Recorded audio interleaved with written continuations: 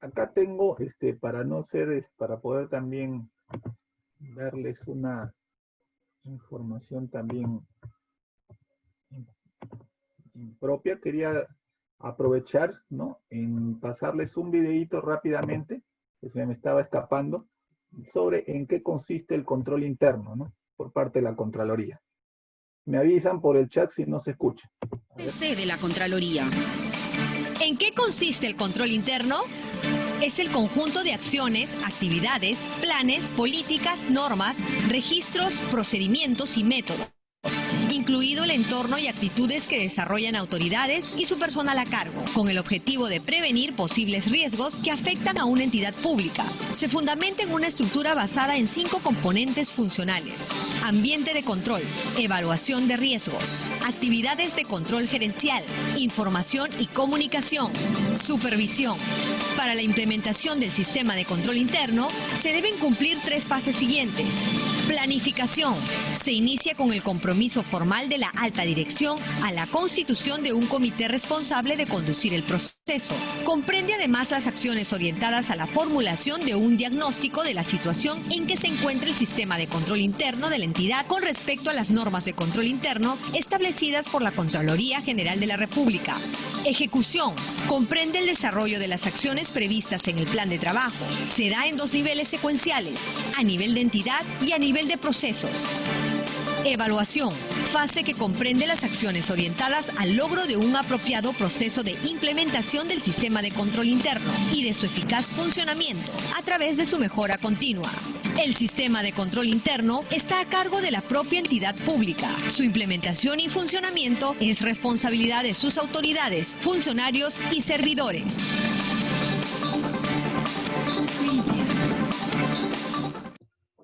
Listo. Sí, no me había olvidado, quería presentarles. Esto es un poco del tema del control interno, cómo se debe desarrollar en las entidades públicas, ¿no? Siguiendo con nuestra exposición, vamos a entrar al servicio de control posterior, pero también aprovecho para presentarles como introducción este video sobre el servicio de control posterior y a qué se refiere. Posibles riesgos, hechos adversos o determinar responsabilidades.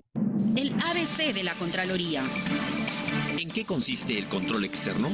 La aplicación del control externo es parte del control gubernamental que ejerce la Contraloría General para supervisar, vigilar y verificar los actos y resultados de la gestión pública, así como la captación y el uso de los recursos y bienes del Estado.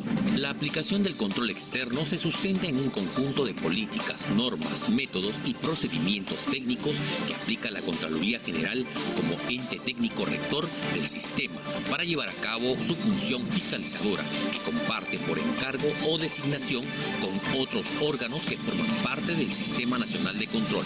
Son parte del control externo los servicios de control que comprenden el control previo, simultáneo y posterior.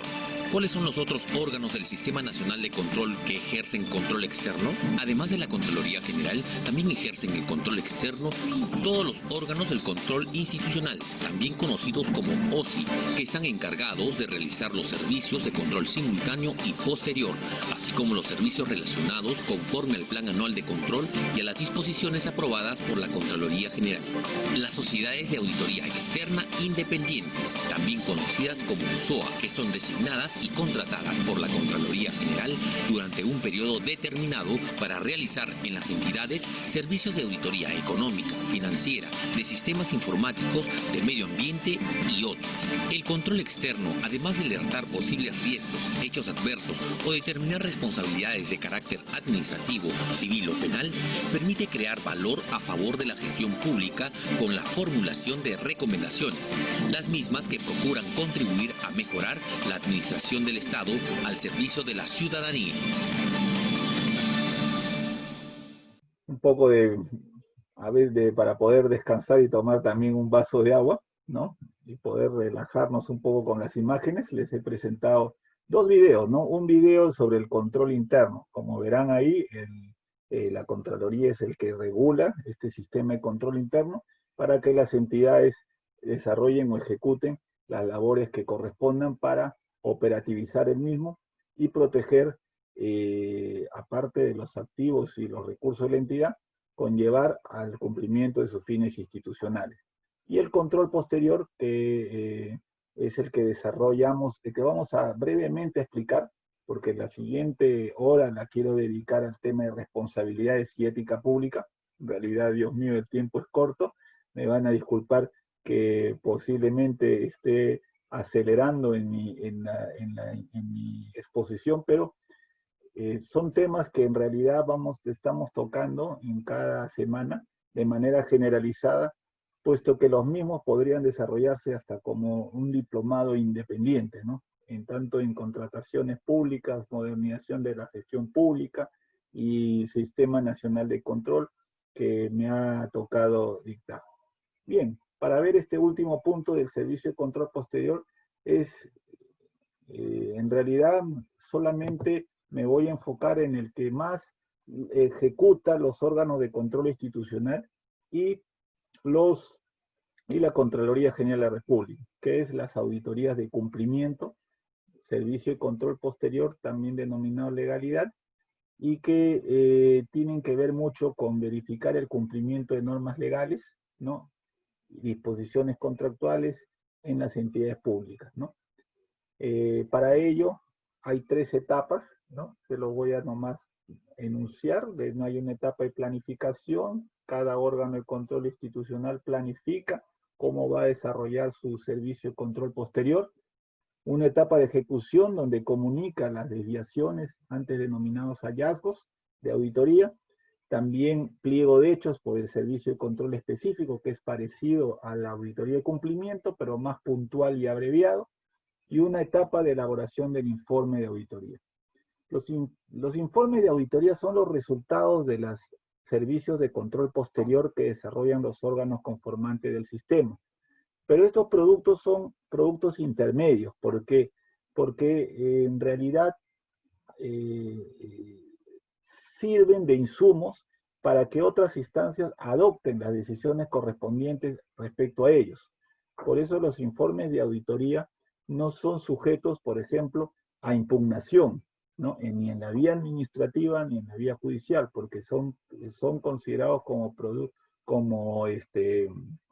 documentos o actos administrativos internos, ¿no? Entonces, cuando a veces ha llegado a Contraloría recursos de reconsideración, recursos de queja, los auditores perfectos, pero no, los informes de auditoría solamente pueden reformularse si Contraloría General de la República, por su control de calidad que desarrolla los mismos, identifica debilidades que ameriten el mismo. Mientras tanto, no. ¿Y por qué? Porque, como le dije, son documentos de administración interna y no son insumos finales. No son productos finales, son insumos, puesto que sirven para que otras instancias adopten las decisiones. A través de un informe de auditoría no se sanciona, no se determina responsabilidad administrativa, por ejemplo, sino que este informe de auditoría sirve para que las comisiones de procesos de la entidad o de la Contraloría, cuando recupere su potestad sancionadora, recién inicie un procedimiento administrativo sancionador. Y sobre esos resultados de ese procedimiento administrativo sancionador, puede el funcionario o servidor público presentar algún recurso administrativo si considera que no está acorde a sus pretensiones o a lo resuelto en realidad, ¿no? Igual en la vía judicial, un informe de auditoría es un insumo más para el fiscal para incorporar a su carpeta, ¿no? Y a raíz de su investigación, ¿no? Pueda presentarla como elemento de prueba al momento de formular su denuncia correspondiente, ¿no es cierto? También pueden los informes de auditoría ser desestimados, tanto en la vía administrativa, pueden, después del deslinde de responsabilidades, absolver a cualquier funcionario servidor porque no han considerado que hayan identificado mayores elementos, ¿no? Obviamente con el cuidado respectivo, porque, ojo que los informes de auditoría deben ser técnicamente sustentables para que no sean rebatidos en otra instancia. Igual en el Poder Judicial, no porque el informe de auditoría tenga el carácter de prueba pericial, como lo señala el artículo 241A, si no me equivoco, del Código Procesal Penal, ya va esto a conducir a sentenciar, condenar y sentenciar a algún funcionario servidor, de la misma manera en el índole civil. Entonces, siendo productos intermedios los informes, insumos para otras instancias, no están sujetos a recurso administrativo alguno, ¿no? Lo que sí puede ser lo que sí puede conllevar es, como les dije, a que la Contraloría solicite su reformulación si es que el control de calidad al mismo que se ha dado no haya sido o haya resultado desfavorable a los propósitos del control gubernamental. Bueno, definiciones que lo dejo ahí sobre la auditoría de cumplimiento, ¿no? Que más que todo, qué es y cuál es su propósito. Como lo dije, es determinar en qué medida las entidades sujetas al sistema han cumplido la normativa aplicable, disposiciones internas y estipulaciones contractuales, y que evalúa el ejercicio de la función o prestación del servicio público y el uso y gestión de los recursos del Estado. Los objetivos de la auditoría de cumplimiento, ¿no? Y su finalidad. Antes de la 1, ¿no? A las 12:50, si me permiten, vamos a hacer un break de 10 minutos para que puedan respirar, tomar agua, y retornaríamos a la 1 para la hora final, ¿no? Quería aprovechar en comentarles. Bueno, estos son los objetivos de la auditoría de cumplimiento: determinar la conformidad de la aplicación de la normativa y el nivel de confiabilidad de los controles internos implementados por la entidad, ¿no? Con la finalidad de fortalecer la gestión, adoptando o señalando las recomendaciones en los informes que permitan optimizar sus sistemas administrativos de gestión y de control interno. Acá está el proceso de una auditoría de cumplimiento, ¿no? La estructura de un informe de auditoría y la clasificación de las recomendaciones, ¿no? Las recomendaciones de un informe de auditoría de cumplimiento son de 3 tipos. Una, orientadas al mejoramiento de la gestión de la entidad, ¿no? Que tiene que llevar a desarrollar recomendaciones que involucren optimizar sus procedimientos u operaciones, como por ejemplo, en un procedimiento de selección donde se ha identificado un favorecimiento a un contratista, podemos recomendar que en los próximos procedimientos de selección el estudio de mercado evalúe la pluralidad de postores y desarrolle procedimientos de calificación que permita que la mayoría de ellos participen con igualdad de trato en cumplimiento a nuestra normativa de contratación. Esa es una recomendación de gestión. O si ha habido alguna desviación de recursos por parte de alguna cuenta bancaria de la institución, ¿no? Por algunas remuneraciones direccionadas hacia ciertos servidores de la entidad, se recomienda mecanismos de control, de protección, para que se roten permanentemente los cajeros, de tal manera que uno no tenga solamente la autorización o la decisión, ¿no? de este tipo de operaciones, ¿no? Entonces son recomendaciones de gestión para fortalecer el sistema de control interno. ¿Qué otro tipo de recomendación puede haber en un informe de auditoría? Aquellas que tengan que ver con el deslinde de responsabilidades administrativas, ¿no? Es decir, se han identificado responsabilidades administrativas en las cuales necesitan deslindarse en esta vía, entonces se hace la recomendación correspondiente. Y hasta el año 2019 existía en la Contraloría, si no me equivoco, hasta mayo, el procedimiento sancionador PAS, el que ha quedado suspendido por una decisión del Tribunal Constitucional que ha identificado algunas debilidades en el artículo 42 de la Ley Orgánica del Sistema con respecto a las no a las infracciones, sino a las sanciones, sino a las determinaciones de infracciones que se establecían para poder utilizar este mecanismo sancionado. Entonces el tribunal lo que ha remarcado es que la Contraloría tiene potestad para sancionar administrativamente al funcionario y servidor público, pero que suspende esa atribución hasta que presente al Congreso una nueva reglamentación de infracciones que sean más precisas para que pueda el infractor o el funcionario gestor identificar en qué posibilidades podría conllevarle a una destitución, a una suspensión temporal, alguna de estas situaciones dentro de la administración pública, ¿no? Actualmente hay proyectos presentados ante el Congreso por la Contraloría para reactivar este procedimiento sancionador, pero el Congreso de la República ha estado muy ocupado en otras actividades, como ya ustedes saben, que ha generado que hasta hoy se tenga retrasado ese proyecto.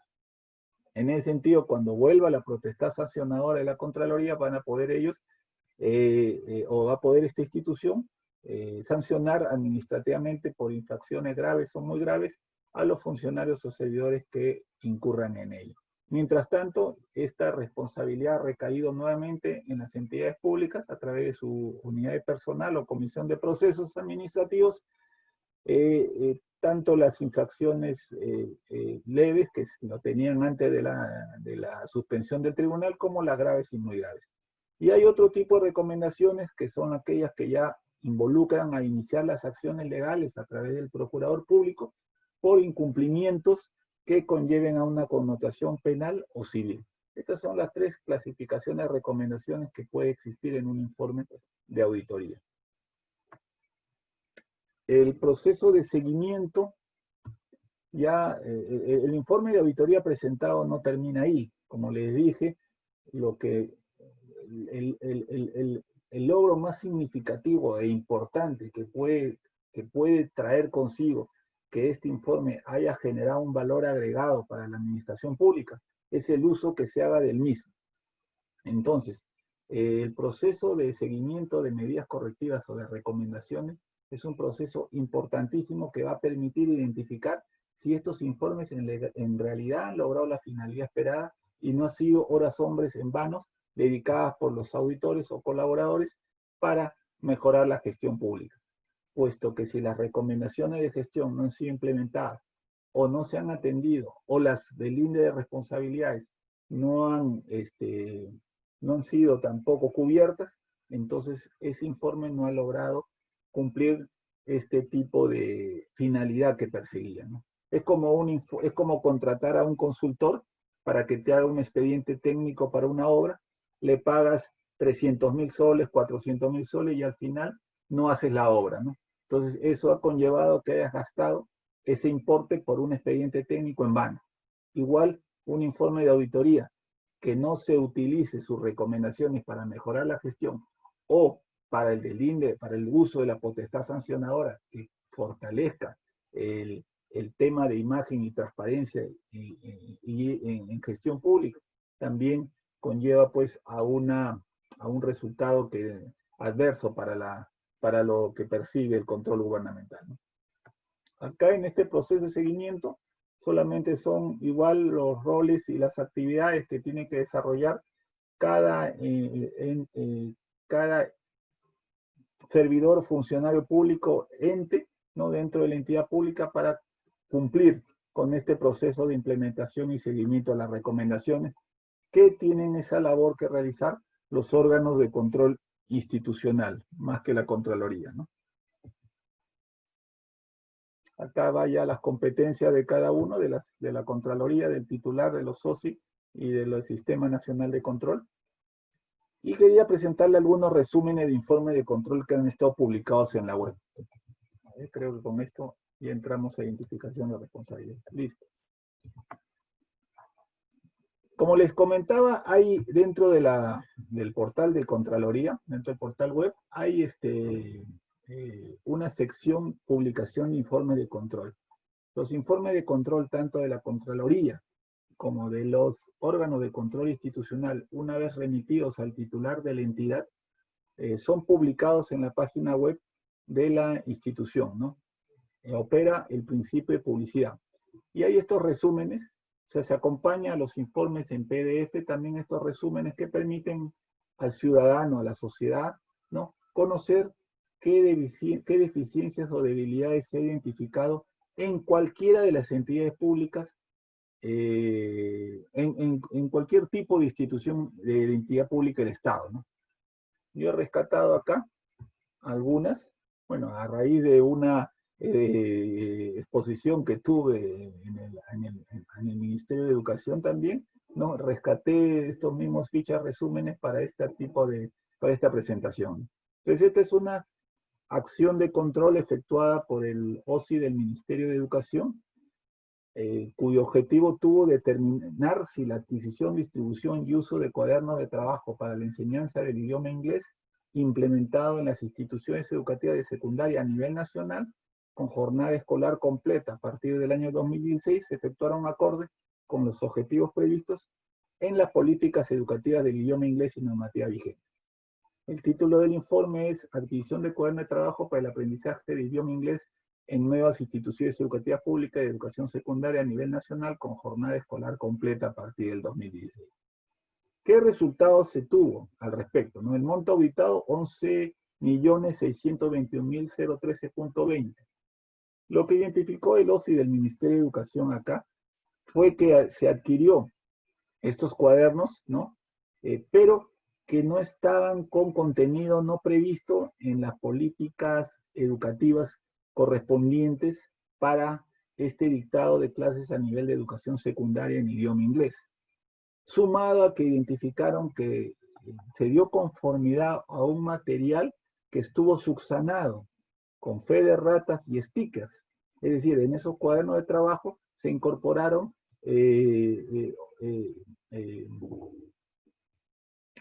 documentos, ¿no?, que subsanaban errores que se había identificado previamente y que conllevó que no se distribuya este material en las condiciones óptimas de calidad, ¿no?, que la obligaba, ¿no?, las directrices o los lineamientos de Estado del Ministerio de Educación.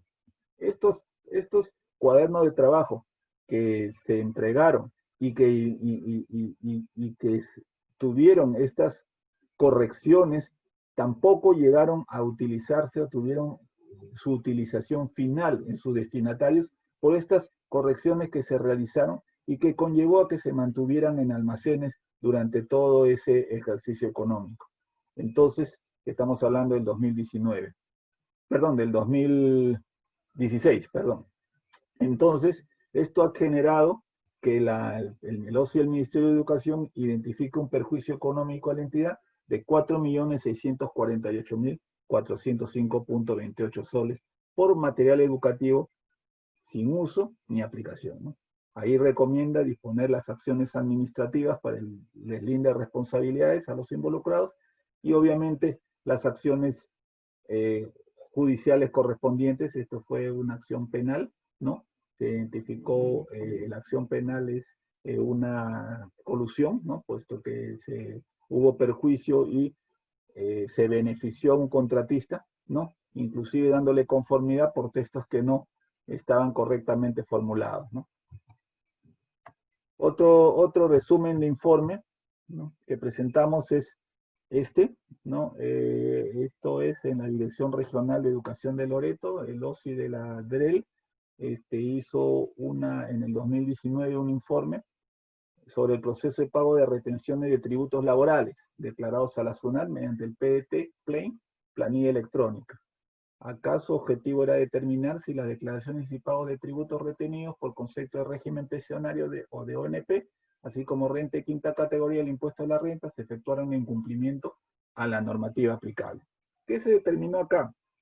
Bueno, acá lo que es una costumbre, una mala costumbre en realidad de muchas direcciones regionales de educación, de utilizar los recursos de las retenciones o de las AFPs o inclusive del sistema pensionario del ONP para contratar personal, ¿no?, mayor personal a lo que cuentan en cada institución educativa, presuntamente porque los recursos que se le transfieren no le alcanzan para cubrir la demanda que solicita.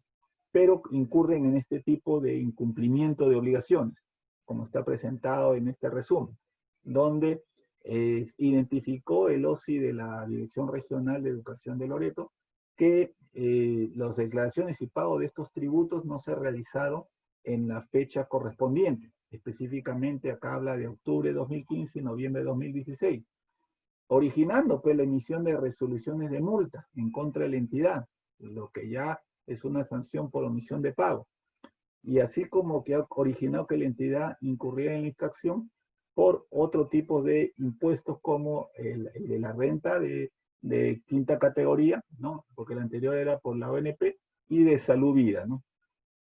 Esto genera una deuda tributaria actualizada al 8 de agosto de 642.525 soles, ¿no? Acá la recomendación es disponer el inicio de acciones administrativas para el deslinde a los funcionarios y servidores, y bueno, han puesto en conocimiento de la Procuraduría para las acciones judiciales con respecto a este informe, ¿no? Acá hay otro informe, ¿no? Y con esto terminamos para ir al break y ver la última hora, lo que es las responsabilidades administrativas, las responsabilidades y la ética pública. Este es sobre el proceso de asignación de viáticos al personal administrativo y docente de la UGEL Coronel Portillo, ¿no?